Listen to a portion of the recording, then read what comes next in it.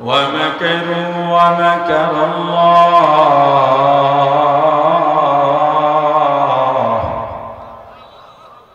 والله خير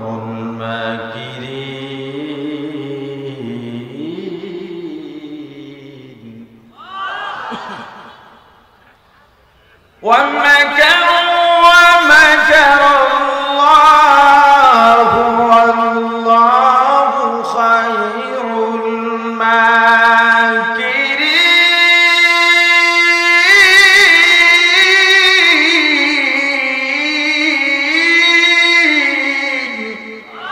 أدرك رد داري بركمال أنت ربي أنت حسبي ذو جلال প্রাণের ভাই আমার তুমি কারো বিরুদ্ধে ষড়যন্ত্রের জাল বিছাইতে বিছাইতে বিছাইতে বিছাইতে পৃথিবীর এক মাথা থেকে অন্য মাথায় নিয়ে যাইবা যার জন্য জাল বিছাইলা তাকে জালে ফাঁসাবার আগে নিজের বিছানো জালে নিজেই পেঁচাইয়া পেঁচাইয়া নেস্তনাবুদ হইবা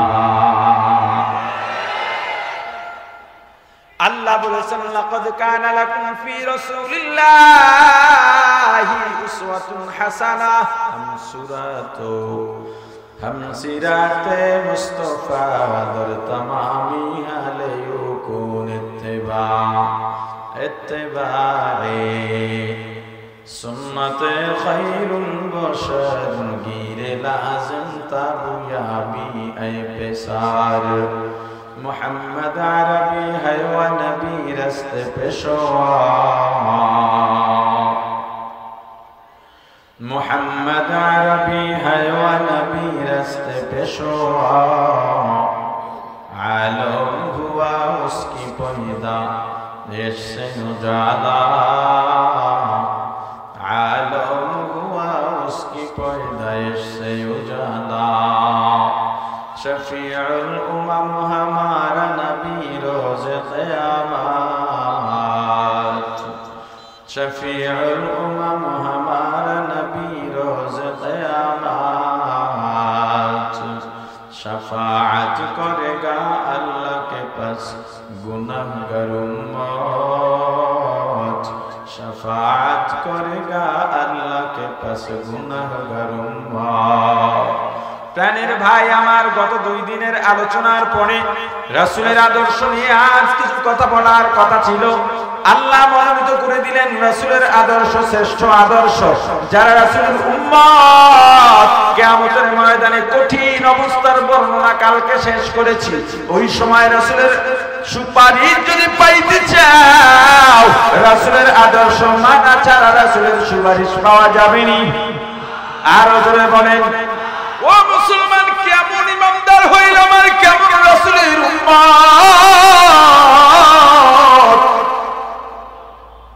মুসলমান হইয়াও রাসূলের আদর্শ মানি না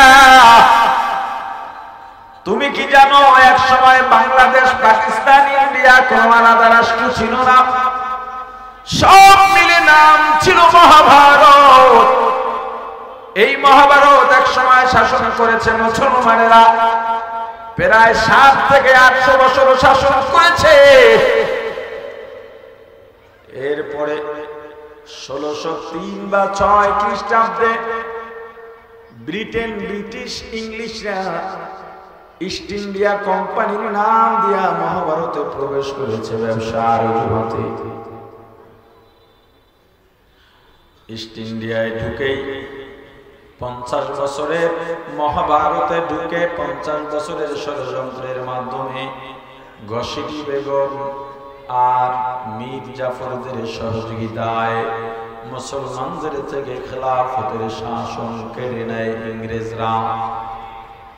ইংরেজরা শাসন ক্ষমতা নেওয়ার পরপরই মুসলমানের যত মসজিদ মাদ্রাসা ছিল সব জমিগুলো বাজেয়াপ্ত ঘোষণা করে মসজিদ বন্ধ করে দেয় মাদ্রাসা বন্ধ করে দেয় মুসলমানের জানমালের নিরাপত্তা ছিল না মুসলমান মা বোনের ইজ্জতের নিরাপত্তা ছিল না 150 থেকে 200 বছর ইংরেজরা আমাদের উপরে নির্যাতনের স্টিম রোলার চালালো 1806 খ্রিস্টাব্দে শাহ আব্দুল আজিজ মুহাদ্দিস দেহলভী রাহমাতুল্লাহি আলাইহি এর আগে যুদ্ধ শুরু, এর পরে যুদ্ধ শুরু হয়ে গেল। শাহ আব্দুল আজিজ মুহাদ্দিস দেহলভী রাহমাতুল্লাহি আলাইহি মহাভারতের নির্যাতিত জনগোষ্ঠীকে ডাক দিলেন, মুক্তিযুদ্ধের ডাক দিলেন। হে মহাভারতের মুসলমান নির্যাতিত জনগোষ্ঠী, একটা অভ্যুত্থান লাগবে, গণ অভ্যুত্থান। অভ্যুত্থানের নাম হবে ইংরেজ খেদাও আন্দোলন। একের পর এক যুদ্ধ শুরু হয়, মাঝে একটা বিরতি হয়েছিল। সাময়িক সময়ের জন্য ক্ষমতা দেওয়া হয়েছিল মহাত্মা গান্ধীর হাতে। নাম শুনছেন? আরে জোরে বলেন। মহাত্মা গান্ধীকে দিল্লির শাহী মসজিদের ইমাম, জাতীয় মসজিদ বাইতুল মুকাররমের ইমাম। মহাত্মা গান্ধী একজন হিন্দুদের লিডার। রাজনৈতিক ক্যারিয়ার হয়তো তার বর্ণিল হতে পারে, আমি তার ইতিহাস পড়ি নাই, তবে তার অন্তরের মধ্যে ছিল কুফর, শিরিক। কিন্তু মহাত্মা গান্ধী অস্থায়ী সময়ের জন্য ক্ষমতা পাওয়ার পর মহাভারতের সব রাজ্যের মন্ত্রীদের কাছে একটা চিঠিকে পাঠান, হে মহাভারতের রাজ্যের মন্ত্রীরা, অস্থায়ী ক্ষমতা যদি স্থায়িত্বে পরিণত করতে চাও, মহাভারতের জনগণের ভালোবাসা যদি পাইতে চাও, আমি মহাত্মা গান্ধী তোমাদের চিরকুটের মধ্যে দুইটা নাম লিখে দিলাম, দুইজনের যে কোনো একজনকে ফলো করো। একজনের নাম সাইয়্যিদুনা আবু বকর সিদ্দিক রাদিয়াল্লাহু তাআলা আনহু, নয়তো আমিরুল মুমিনিন হযরত ওমর ফারুক রাদিয়াল্লাহু তাআলা। हकीकत से तो दुनिया बेखबर है, दुनिया की नुमाइश पर नजर है, नमी गोयाम के आज दुनिया जुदाबाश, बहर कारे के बाशी बा खुदाबाश, सिस्त दुनिया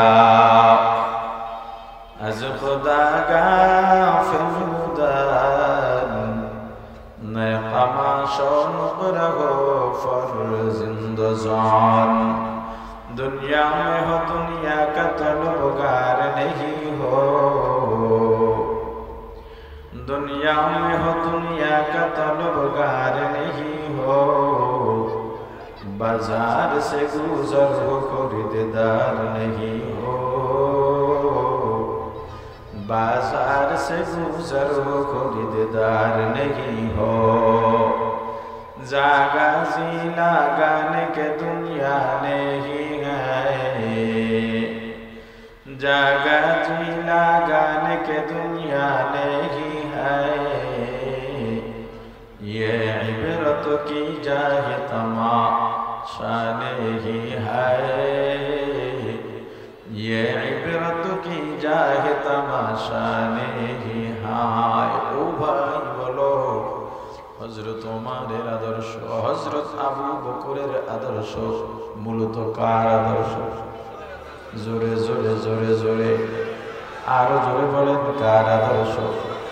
একজন হিন্দুদের লিডার হওয়ার পরেও বুঝতে পারলেন জনগণের ভালোবাসা কোথায়? রাসূলের আদর্শের মধ্যে। হে ইউনিয়নের চেয়ারম্যান, ওয়ার্ডের মেম্বার, পৌরসভা চেয়ারম্যান, নির্বাচনী আসনের এমপি, মন্ত্রী, তুমিও তোমার ইউনিয়নে, তোমার ওয়ার্ডের মধ্যে, তোমার সংসদীয় আসনের মধ্যে, হে সরকার, দেশের মধ্যে রাসূলের আদর্শ বাস্তবায়ন করে দাও। গ্যারান্টি দিলাম, গ্যারান্টি দিলাম, গ্যারান্টি দিলাম, দ্বিতীয়বার তোমার নির্বাচন করা লাগবে না। জনগণ বলবে কাউকে চাই না, অমুককে চাই। কারণ কি? রাসূলের আদর্শে আছেটা কি? রাসূলের আদর্শে জনগণের একটা গম মাইরা খাওয়ার সবক নাই।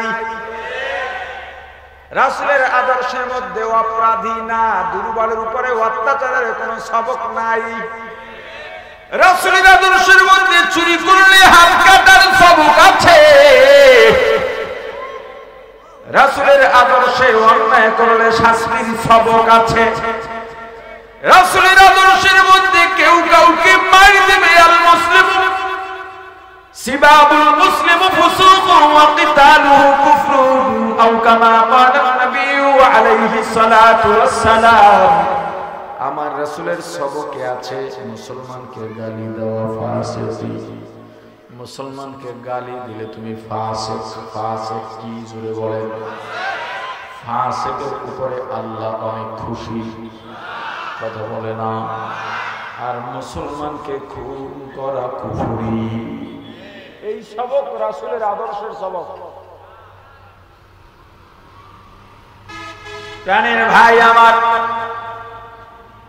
রাসূলের আদর্শের মধ্যে কি আছে? সাইয়্যিদুনা উমর রাদিয়াল্লাহু তাআলা আনহু কাজ করতেছেন, অফিসে রাষ্ট্রীয় কাজ করতেছেন। একজন মেহমান আসছেন, হুজুর আমি আপনার সঙ্গে ব্যক্তিগত কথা বলবো। কি কথা? হুজুর মুখটা নিভায় দিয়েছেন, বাতিটা নিভায় দিয়েছেন। বলে হুজুর আমি আপনার মেহমান। এটা কেমন কথা? এটা কি শিষ্টাচার? হুজুর বললেন ভাই, রাষ্ট্রের টাকার সম্পদ পোড়াইয়া রাষ্ট্রের কাজ করতেছি। রাষ্ট্রের সম্পদের মালিক হলো জনগণ। রাষ্ট্রের সম্পদ ব্যয় করে আমার ব্যক্তিগত আলোচনা করা যায় না। সবাইকে একটা একটা কাপড় দিছেন জুব্বা বানানোর জন্য, কিন্তু কাপড়ের সাইজ ছোট।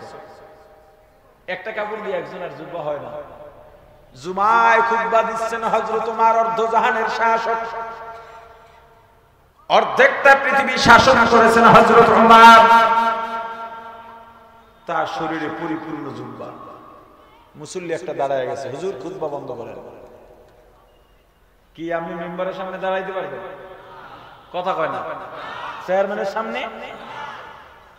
আর রাসূলের সবক আদায় করলে আপনি প্রেসিডেন্টের সামনে দাঁড়াইবেন, প্রেসিডেন্ট কথা বলতে পারবে না। অধিকার খুঁজেন বেজাগায় গিয়া, সবই বুঝেন কিন্তু মানেন না। কেন? মানলে চুরি করতে পারবেন না। আমি তাফসিরে জালালাইনের বছর চাঁদপুরে এক মসজিদে জুমা পড়াইতাম, 5 ওয়াক্ত পড়াইতাম। সবসময় মাদ্রাসায় থাকতাম, নামাজের সময় এসে নামাজ পড়াইতাম। তো ওখানে আমার একটা বন্ধু ছিল, আমার সমবয়সী। এই সবসময় আমার সঙ্গে থাকতো। এমনকি আমি যখন ক্লাসে যাইতাম, এই বাইরে দোকানে বসে থাকতাম। এবার বুঝেন খাতিরটা কত দূরে। আমি জুমা পড়াইতাম, দূর দূরান্ত থেকে মানুষ এসে 11টায় জুমার মসজিদে বসে থাকতো। কিন্তু হ্যাঁ আইতো না জুমা, হ্যাঁ জুমা পড়তো আর এক জায়গায়। মানুষ মুসল্লিরা আমার এটা দিয়া লজ্জা দিত। হুজুর আপনার বন্ধু ও মাঝে মাঝে বাড়িতে ভালো রান্না হলে বাটিতে করে আনতো, আমার সঙ্গে খাইতো। আবার আমাকে যদি মসজিদের পক্ষ থেকে কোনোদিন ভালো খাবার দিত, আমি ওরে ডাইকে খাইতাম। আমার বেশি জুমা পড়া কি একটা মুশকিল। একদিন ডাকলাম, ভাই আপনি থাকেন আমার সাথে, খান আমার সাথে, এত মহব্বত এত ভালোবাসা, জুমা পড়েন না কেন? কয় হুজুর ডরে। কিসে? কথা কয় না। কি ডর? কয় আপনি জুমায় যেই বয়ান করেন, যদি দাড়ি রাখার নিয়ত করা লাগে। এরকম একদল মানুষ আছে, অন্যায় যদি না করতে পারে এজন্য ভালো মানুষের সঙ্গে যায় না, ভালো মানুষের সঙ্গে বসে না। সোহবতে সালেহ তোরা সালেহ কুনাদ, সোহবতে তালেহ তোরা তালেহ কুনাদ। মাইলে মুমিন সোয়ে মুমিন মিশাওয়াদ, মাইলে কাফের সোয়ে কাফের মিশাওয়াদ। এক জমানা সোহবতে বা আউলিয়া, বেহতর আজ সদ সালে তাআত বেরিয়া। প্রাণের ভাই আমার, অন্যায় করা মানুষগুলো দুর্নীতিগ্রস্ত মানুষগুলো ভালো মানুষ চায় না। আপনি সব বোঝেন, সব জানেন, এরপরেও ইমাম সাহেবকে সবাই ভালোবাসে, সব দলের মানুষ ভালোবাসে, সবাই জানে ইমামের মতো ভালো আর মানুষ হয় না। কিন্তু ইমাম সাহেব যদি ভোটে দাঁড়ায় কেউ ভোট দেয় না। অযোগ্য। ইমাম সাহেব যদি চেয়ারম্যান হয়, মেম্বার হয়, ধরেন যদি চেয়ারম্যান হয়, মেম্বার গুলো চিন্তা করবে এর দাঁড়িয়ে খসান যাইবে না। দেখেন না হাফিজ আব্দুর রহিমের বিরুদ্ধে অনাস্থা দিছে, সব চুরি করছে, নিজেরা দোষ দিছে। হের হাফিজ আব্দুর রহিম তো চেয়ারম্যানের জায়গায় থাকতে পারবে না। কার কারণে? তার দোষে না দুষ্টদের দোষে? জোরে বলেন। একজন অফিসার যদি সৎ হয়, ঘুষ টুস না খায়, নিচের গুলায় কয় এটা ভাগে না কেন? হ্যাঁ, কেন জানেন? কিছু মানুষ এমনই আছে, অযোগ্য মানুষরা এগুলো করে থাকে। চিন্তা করে এত বছর রইলাম, আমি এতটুকু উঠতে পারছি, আমার কাজটা এতটুকু উঠাইতে পারছি, আর একজন 2 বছরে এদুর উঠাইয়া ফেলাইছে, সবার নজরে পড়ে গেছে, এখন তারে নিচে নামায়, তাকে আরে কথা বলেন, তাকে নিচে নামায়, নিচে নামাইয়া নিজেরটা উঁচা দেখাইতে চায়। উঁচা তোমারটা কেন দেখাইবা? যে উঁচা হইয়া গেছে সেটা সে হইয়া গেছে, তোমার থেকে হয় নাই, তোমাকে মেরে ধরে হয় নাই। তোমার কাজ হলো, তোমার তো ক্ষতি করে নাই, তোমারটা তো তুমি পাচ্ছ, তুমি এখন এমন ভাবে বাড়ো, ওরে নিচে ফালাও, নিজে বেড়ে ওরে নিচে নামাইয়া নিজেরটা বড় দেখাও না। আপনি জানেন হুজুর ভালো, এরপর ভোট দেবে না কে? হুজুর যদি ক্ষমতায় আহে আমার আর কাম সারা।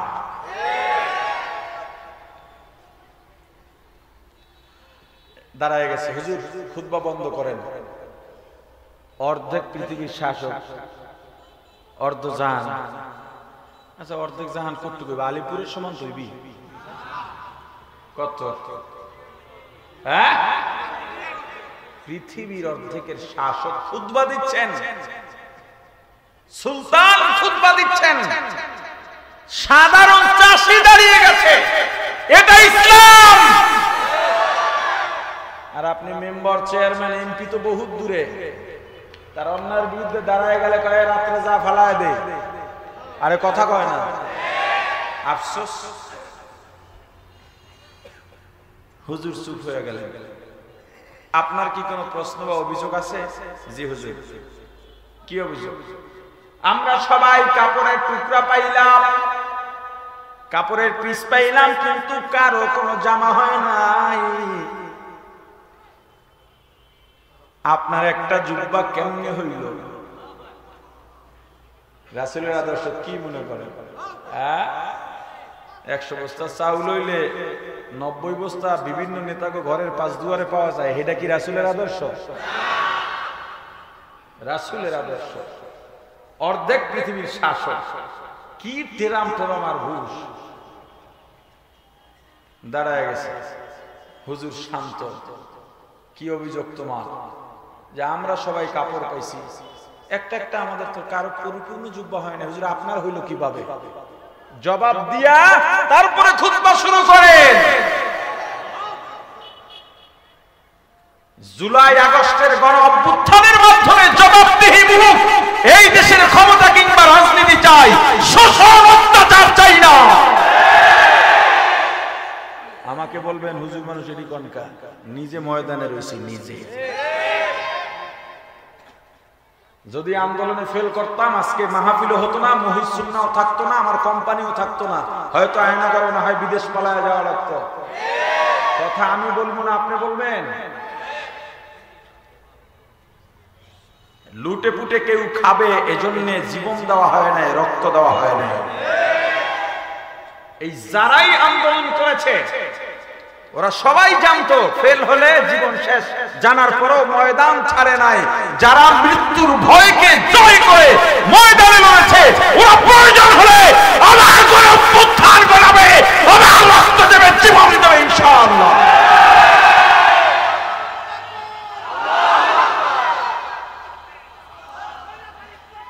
এই যুগের পোলাপান রে ভয় দেখাইয়া লাভ নাই। ও যত ভয় দেখেন আর যাই করেন, পতাকা ওরা উঁচা রাখবেই রাখবে। প্রাণের ভাই আমার, হযরত উমর জবাব দিয়া বললেন, ভাই তোমার দেখা প্রশ্ন ঠিক আছে, কিন্তু হয়তো তুমি ভুলে গেছো আমার একটা ছেলে আছে। কি আছে? তুমি বলো আমার ছেলেটা নাগরিক কিনা? বলে হ্যাঁ। কয় নাগরিক হিসাবে সেও এক পিস পাইছে কিনা? হুজুর পাইছে। তাহলে তার এক পিস আর আমার এক পিস কয় পিস হইছে? কয় 2 পিস। এক পিসে জুব্বা হয় না, 2 পিস জোড়াইলে জুব্বা হয়? হুজুর হয়। আমি আর আমার ছেলে মিলে আলোচনা করলাম, বাবা জুব্বা তো হয় না কারণে দুইটা মিলা একটা বানাই, একদিন তুমি একবার তুমি করবা, একবার আমি করব। ইসলাম কি? রাসূলের আদর্শ।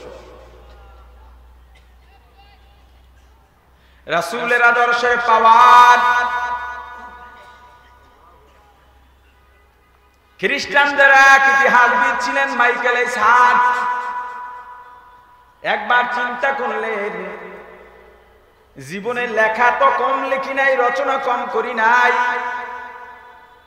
কিন্তু কিয়ামত পর্যন্ত, দুনিয়া ধ্বংস হওয়ার আগ পর্যন্ত আমি লেখনির মাধ্যমে মানুষের মাঝে পরিচিত থাকব, মানুষের মাঝে বিখ্যাত হয়ে থাকব, এমন কোন রচনা এখন পর্যন্ত করতে পারি নাই।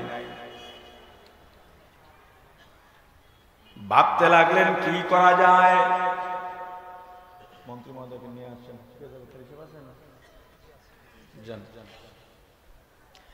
ভাবতে লাগলেন কি করা যায়। এই ইলিয়াস ওদেরকে দেখছি না, এদিকে ভার্সিটি তোমরা যাও, কলেজের ছাত্ররা যাও, ভার্সিটি যারা আসছে বলছি যাও। মন্ত্রী মহোদয় কিছুক্ষণের মধ্যে আসবেন, আপনাদেরকে অনুরোধ থাকবে কেউ মুসাফা করবেন না, রাস্তায় আটকাবেন না।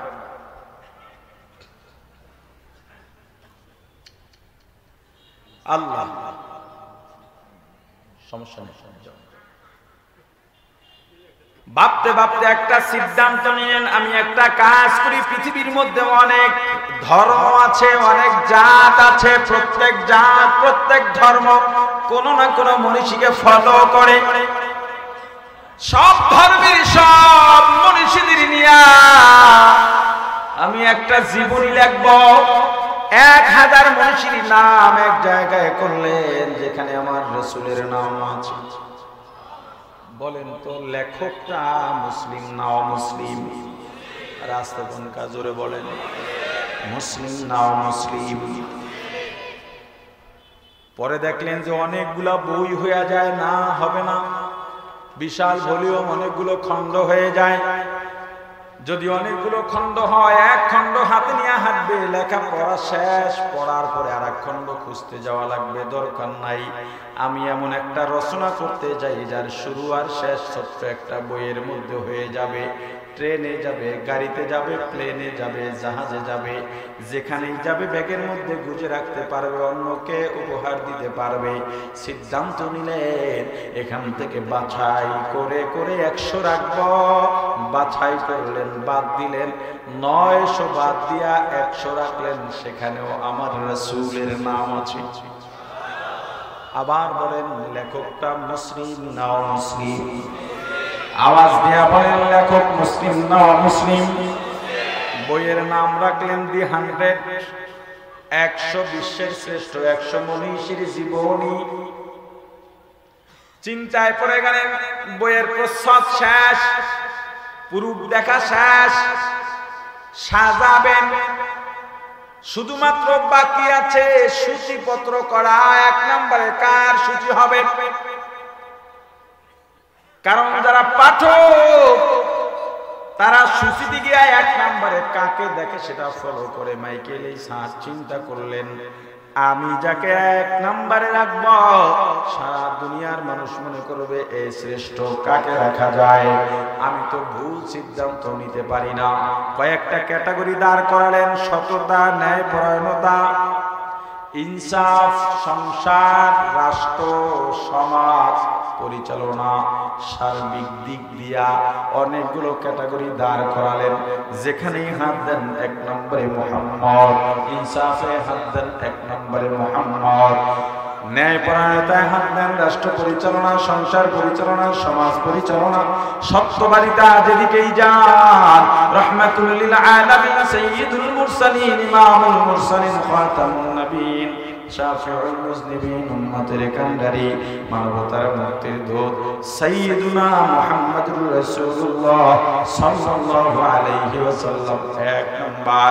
মাইকেল ইসহাক তার বইয়ের মধ্যে এক নম্বরে রাসূলের জীবনী দিয়া লিখে দিলেন, বিশ্বের সব মনীষীর সেরা মনীষী মুহাম্মদুর রাসূলুল্লাহ সাল্লাল্লাহু আলাইহি ওয়াসাল্লাম।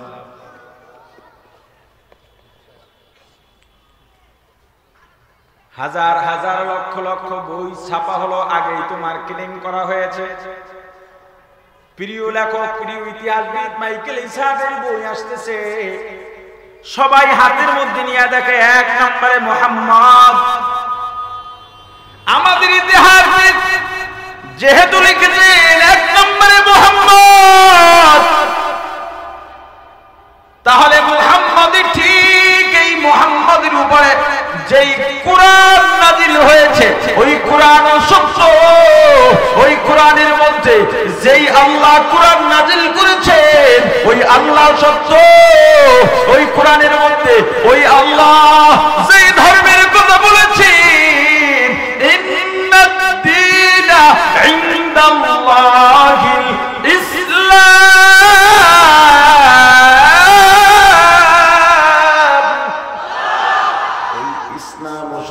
কাতার দিয়া মুসলমান হয়, কালেমা পড়ে মুসলমান হয়, কালেমা পড়ে মুসলমান হয়।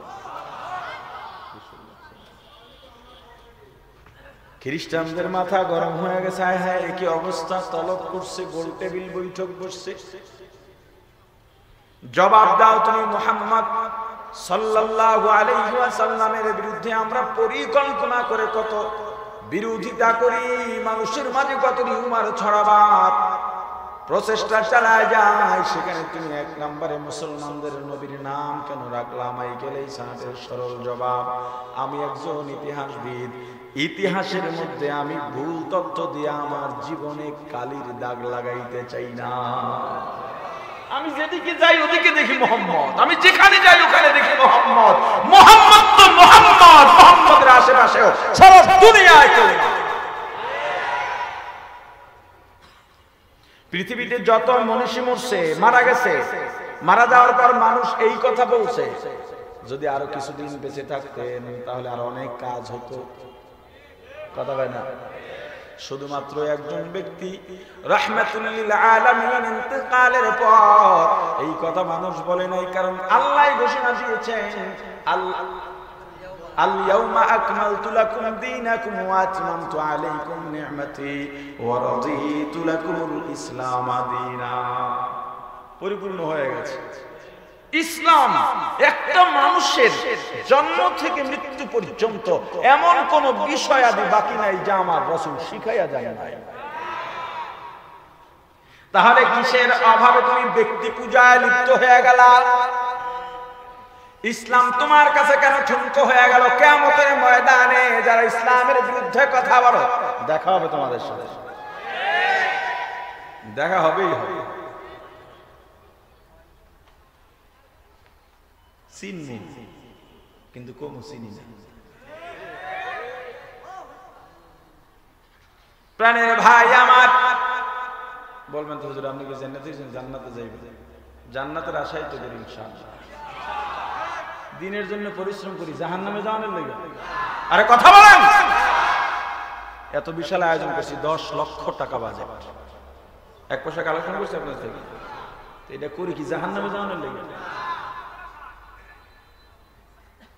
আল্লাহর দয়া দিয়া যাইতে হবে, আমল দিয়া তো যাইতে পারবে না। কেউ টাকা দিয়া মন্দির, দুঃখিত, কেউ টাকা দিয়া গান বাজায়, কেউ টাকা দিয়া নাটক বানায়, কেউ ব্যান্ড পার্টি দিয়া গান বাজায়। কেউ টাকা দিয়া মসজিদ বানায়, মাদ্রাসা বানায়, কেউ টাকা দিয়া মাহফিল চালায়, কেউ টাকা দিয়া গরিবদের দান করে। কিসের আশায়? আল্লাহ এদেরকে জান্নাতে দেবেন না ইনশাআল্লাহ। যারা দিনের জন্য চেষ্টা করেন এদেরকে আল্লাহ জাহান্নাম দেবেন না, জান্নাত দেবেন ইনশাআল্লাহ, জান্নাত দেবেন।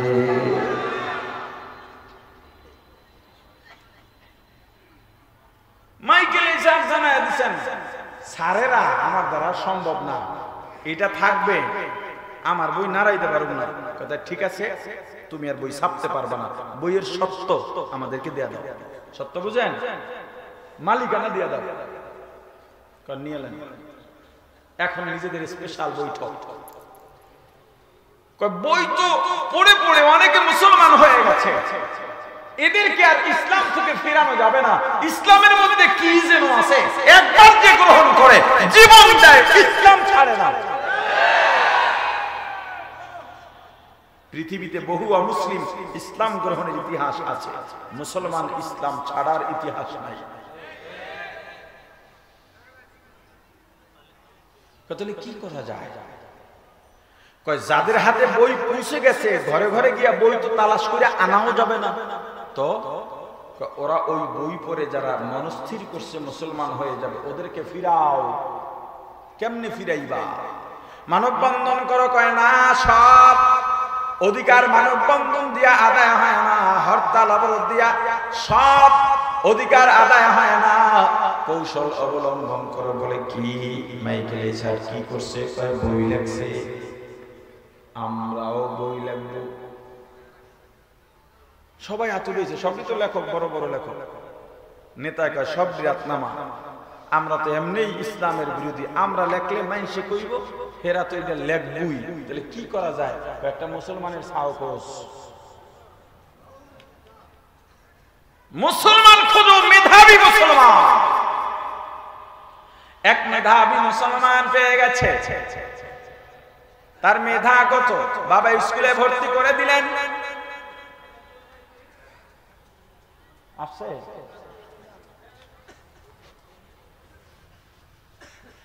3 মাস ক্লাস করার পরে সন্তান আর ক্লাস করে না। বাবা ডেকে বললেন, নাম সালমান, হে সালমান কেন ক্লাস করো না? বলে বাবা 3 মাসের 6ষ্ঠ শ্রেণী পর্যন্ত সব বই আমার মুখস্থ হয়ে গেছে। কতটা মেধাবী এবার বুঝেন।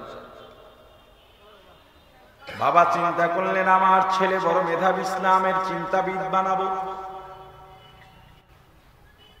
নামের সাথে টাইটেল বসবে। কেন আশা করেন আপনি ভালো কাজ করলেও সবাই আপনার পক্ষে থাকবে? কেন আশা করেন সব মানুষগুলো ভালো হয়ে যাবে? সবাই ভালো হবে না, তবু আমরা ভালোর দাওয়াত দেব। সবাই কথা মানবে না, তবুও মানার দাওয়াত দেব। আমাদের দায়িত্ব দাওয়াত দেওয়া, মানা না মানা যার যার ব্যাপার। ইসলামের স্বার্থে কি চেয়ার ছাড়া যায় না? আমি বলছি ইসলামের স্বার্থ থাকলে তো চেয়ার ছাড়া যায়, লোভ থাকলে তো ছাড়া যায় না। এতে যদি খুন করে সব মেরে লাইব, ভারতের একজনের জন্য সব মরে যাক, কিছু আসে যায় না, চেয়ার ছাড়া দেব না।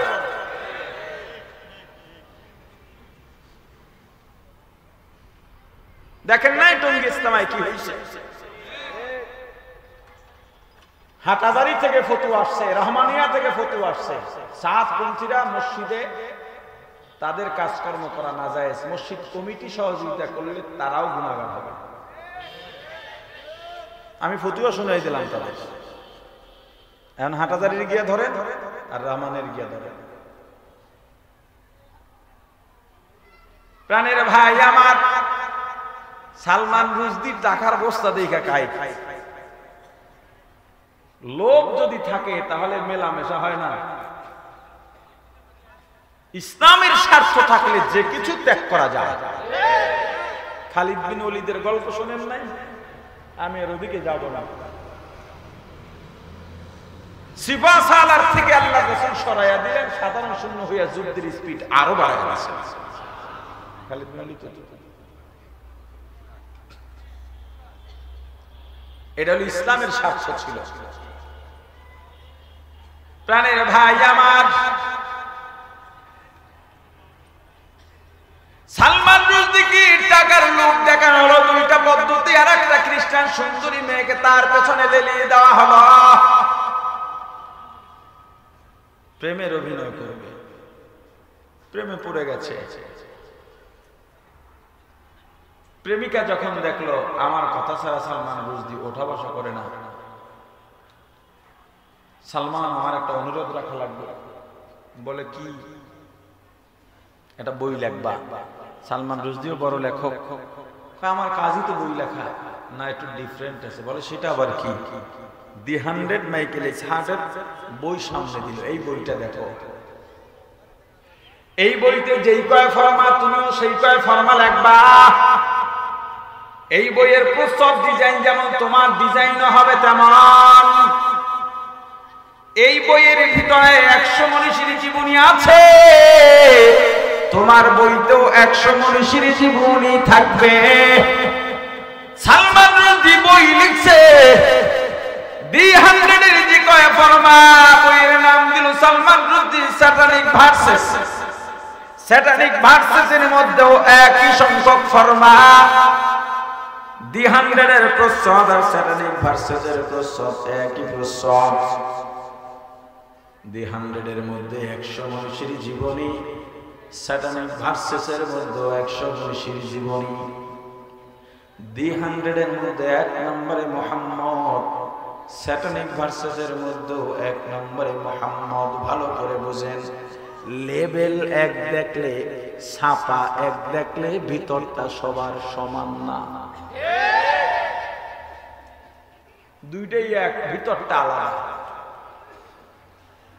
খ্রিস্টান ও মুসলিম লেখক হওয়ার পরেও দি 100 এর ভিতরে লাগলেন মুহাম্মদ নবী, মুসলমানদের নবী, পৃথিবীর সর্বশ্রেষ্ঠ মনীষী, তার সাথে কোনো তুলনা হয় না। এই জীবনে কেউ যদি একটা মিথ্যা বলা না হয়ে থাকে, মিথ্যা না বলা মানুষ তাকে, সেটা হলেন মুহাম্মদ। আর মুসলমান লোভী মুসলমান সালমান রুশদি স্যাটানিক ভার্সেসের মধ্যে লেখলো মুহাম্মদ নবী, মুসলমানদের নবী, সন্ত্রাসী। তা আমরা তো সেই সালমান রুশদি মার্কা মুসলমান হয়ে গেছি। হিন্দু হইয়াও বুঝলো, খ্রিস্টান হইয়াও বুঝলো, আপনি আমি বুঝি নাই। আহা, এই জীবন দিয়া কি হবে তোমার? কখন তুমি মৃত্যুর কোলে ঢলে পড়বা তুমিও জানো না। হাতে বায়ে ধরে বলে যায়, আমার কথায় তোমার মনে কষ্ট লাগতে পারে, কোনো কারণেই তো লাগতে পারে, যে কোনো কারণে লাগতে পারে। মনে রাখবা, এই আলিপুরে, এই কলাপাড়া উপজেলায় কারো সঙ্গে আমার জমি নিয়ে দ্বন্দ্ব নাই, দল নিয়ে দ্বন্দ্ব নাই, মারামারি নাই, বংশ নিয়ে দ্বন্দ্ব নাই, টাকা পয়সা নিয়ে দ্বন্দ্ব নাই। এই বাজারে 10টা দোকানে আমার কাছে টাকা পাবে না, টাকা পাইলেও ঘুরাই, এই রিপোর্ট আমার নাই। তবুও আমি জানি কঠোর কথা বললে সবাই আমাকে ভালো জানবে না। আমি এতটা বোকা না যে এটা বুঝি না। বোঝার পরেও, জানার পরেও কেন বলি, আমার উপরে আল্লাহ দায়িত্ব দিয়া দিছেন, রাসূল দায়িত্ব দিয়া দিছেন। আল্লাহ বলেছেন, ফাযাক্কির ইন্নামা আনতা মুযাক্কির। এ মেজবা বয়ান কর, বয়ান করতে দাও। তুমি তো ওয়াইজ, তুমি তো বয়ান করবা, তুমি তো আলোচক।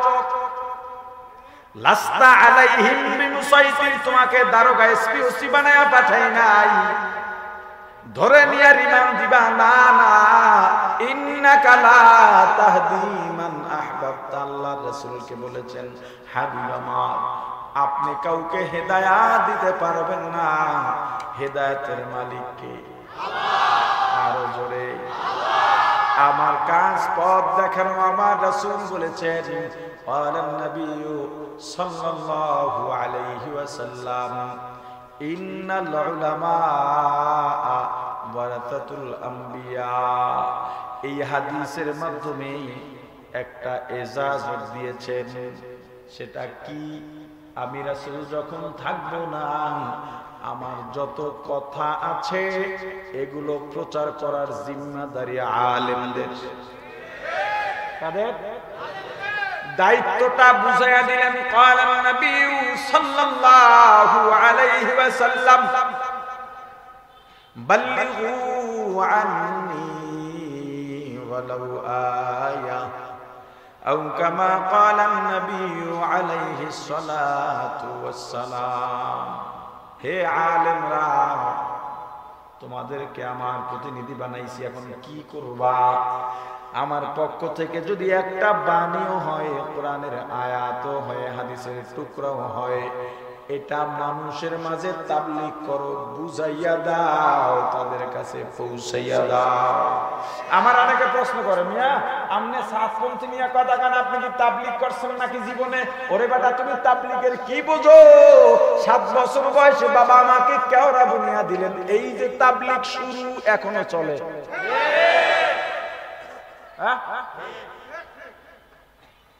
আপনি তো 10 জন নিয়ে দোকানে দোকানে গেলেন, গ্রামে গেলেন, চাষা ভুষার কাছে গেলেন, বিশাল খেদমত, অস্বীকার করার সুযোগ নাই। তাবলীগের খেদমত অনেক বড় খেদমত, কিন্তু আলেমদেরকে যারা প্রশ্ন করে, আলেমদের যারা আর চোখে দেখে, ওরা ইসলামের দুশমন। কারণ আলেমরা হলো আল্লাহর ওলি। আল্লাহ ঘোষণা দিচ্ছেন, মিয়া আমার বানাই না কথা কই না, সরা পড়তেছি। আরে কথা বলেন। আপনি এক মাসে কয়জনের দাওয়াত দেন? আমি ডেইলি 1000 মানুষের দাওয়াত দিই। আমি তাবলীগ করি না, না আমার কামনে তাবলীগের কি? আমি বলে তাবলীগের কি? হুজুররা বলে তাবলীগের কি? আলেমরা তাবলীগ ছাড়া নাই। তাবলীগ ছাড়া আলেম নাই। আলেম না থাকলে দুনিয়া শেষ। কোরআন হাদিসের কথা বলবে কারা? ইসলামের কথা বলবে কারা? মানুষ অন্যায় করলে তা ধরাইয়া দেবে কারা? আমার রাসূল মুসলিম সানির মধ্যে বাবি এনেছেন, আল হালালু বাইয়িন ওয়াল হারামু বাইয়িন ওয়া বাইনাহুমাল মুস্তাবিহাত। বিশাল হাদিস। এই হাদিসের মধ্যে আল্লাহর রাসূল উদাহরণ দিয়েছেন, হে রাখাল, তোমার গরু মহিষ ভেড়া বকরি উট খবরদার চারণ ভূমিতে চড়াইবা, ফসলের বেড়া যেখানে আছে বেড়ার ধারে কাছে ওই জন্য না যায়। বেড়ার কাছে গেলে শিং দিয়ে একটা গুঁতা দেবে, পরের দিন আর একটা দেবে, পরের দিন আর একটা দেবে, আস্তে করে বেড়া ভাঙবে। একটা সময় গরু ঢুকে মানুষের ফসল নষ্ট করবে। গরুর বিচার হবে না, বিচার হবে তোমার। কিন্তু তুমি চেষ্টা করছো, এরপর গরু ফেরে নাই। ফসলের মালিক গরুটি ফিডেই ব্যস্ত মতো, মালিক রাগয়ে জমা দিয়া দিতে পারে, কিন্তু তোমার বিচার হবে না। হে আলেমরা, তোমরা জাতির রাখা। ইমাম মসজিদের মেম্বরে বসে মুসল্লিদের মধ্যে যদি দেখে সুদের প্রবণতা বেশি, ইমামকে সুদের কথা বলতেই হবে। এই ইমাম যদি না বলতে পারো, তাহলে ইমামতি ছেড়ে দাও। তুমি পথ দেখাইবা, তুমি রাখা। চাকরির পূজা করো, চাকরির পূজা। কিয়ামত খালি সাধারণের জন্য না, মাওলানা সাহেব বুঝেন না।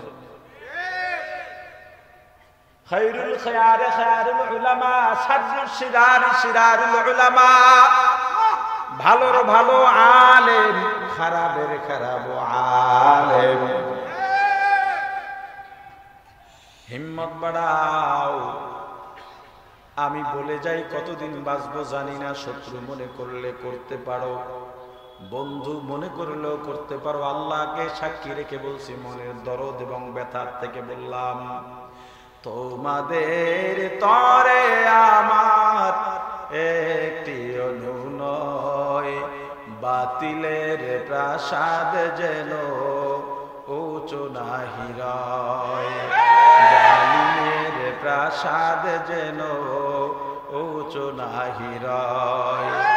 আমি চলে যাব হয়তো আগেই, বিজয়ের পাব না তো স্বাদ। তোমরা শুধু থাকবে অটল, রাজপথ করে অধিকার তোমাদেরই, বিজয় দেখে শান্তি পাবে হৃদয়। তোমাদের তরে আমার একটি অনুনয়, জালিমের প্রাসাদ যেন উঁচু নাহি রয়, বাতিলের প্রাসাদ যেন উঁচু নাহি রয়। ভাই গো আমার, জীবনটাকে গড়াও, রাসূলের সুন্নাত দিয়া জীবন গড়াও। কিয়ামতের ময়দানে গতকাল মুফতি রফিক সাহেব হুজুর বয়ান করে গেছেন, হুজুর বয়ান কিয়ামতের ময়দানে কি কি রোশনি হবে, আর হাসরের ময়দানের অবস্থা কি হবে, কেমনে কায়েম হবে, তা আমি বয়ান করেছি। সর্বশেষ সামনে আর পারবো না, মন্ত্রী মহোদয় হয়তো চলে আসতেছেন। 3 দিন ব্যাপী বাজার মিলল, আজকে বিদায় হয়ে যাব। সবার কাছে দোয়া চাই, খেদমতে কথা বলায় আয়োজনের যত ত্রুটি সব আমার পক্ষ থেকে, আর যত কল্যাণ আল্লাহর পক্ষ থেকে। বিশেষ করে আমার মাদ্রাসার শিক্ষকরা, আমার চাচাতো ভাইয়েরা, আমার বোন জামাইরা, আমার বাবা চাচারা, আরো কিছু মানুষ আছে যারা আমার সঙ্গে সব সময় চলে, এত পরিশ্রম করেছেন। এই মাহফিল এত সুন্দর হইতো না তাদের পরিশ্রম না থাকলে। তাদের জন্যও দোয়া করবেন। আমিও আপনাদের কাছে দোয়া চাই। আমার ঢাকার প্রতিষ্ঠান, কুয়াকাটার, আলিপুরের এই প্রতিষ্ঠান, সব কিছুর জন্য দোয়া চাই। আমার ব্যবসা বাণিজ্য, স্ত্রী সন্তান, মা বাবা, আত্মীয় স্বজন, শ্বশুর শাশুড়ি যারাই আছেন সবার জন্য আপনাদের কাছে দোয়া চাই। আপনাদের জন্যও দোয়া করি। এলাকার ব্যবসায়ী যারা আছেন, পেশাজীবী আছেন, প্রশাসনের ভাইরা আজকে আমাদের অনেক হেল্প করেছেন, তাদের জন্যও আপনাদের কাছে দোয়া চাই। আল্লাহ যেন এভাবে মিলে মিশে আমাদেরকে একত্রে জান্নাতে যাওয়ার তৌফিক দান করে। আরো জোরে বলি আমিন।